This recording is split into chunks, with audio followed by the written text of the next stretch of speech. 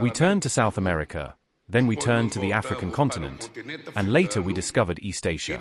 In other words, we are gradually discovering that the world exists beyond Europe and the United States, and that the world exists with many more opportunities, with much more similarity, with much more advantage for us to do business, for us to sell, to buy, and to build partnerships between our companies. In Brazil's case, Avianca is a very important partner and tends to become even more important, because today's world no longer accepts a new Cold War. We do not want to be competing as we did after the Second World War, being on Russia's side or on the United States side. We do not want a new competition, being on the side of the United States or on the side of China. We want to be on the side of China, on the side of the United States, on the side of Malaysia, on the side of Indonesia, on the side of all the countries in the world that want to do business with us, because that is what can make the world grow. In Brazil's case, I have always said that we would guarantee foreign investors certain things. I said that we had to guarantee foreign investors fiscal and economic stability, political stability, legal stability, social stability, and, finally, we should guarantee predictability in government political decisions so that no one would be caught by surprise. And Brazil today is living a promising moment. Brazil is a country that is growing above the average growth of other countries around the world. Brazil is a country today with a strong role in the energy transition. We are major producers of ethanol. We are major producers of biodiesel. We are major producers of wind energy, major producers of solar energy.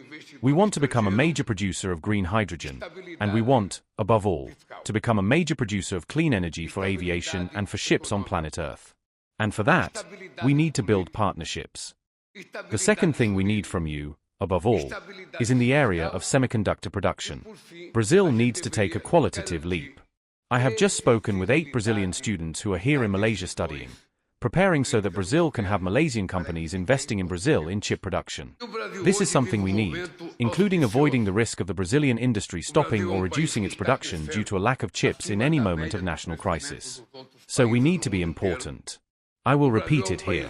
We, Brazilians, need Malaysian entrepreneurs to come to Brazil, get to know Brazil, build partnerships with the Brazilian companies that are here, so that the Brazilian companies that are here can get to know Malaysia better, get to know Malaysian entrepreneurs and also make investments here.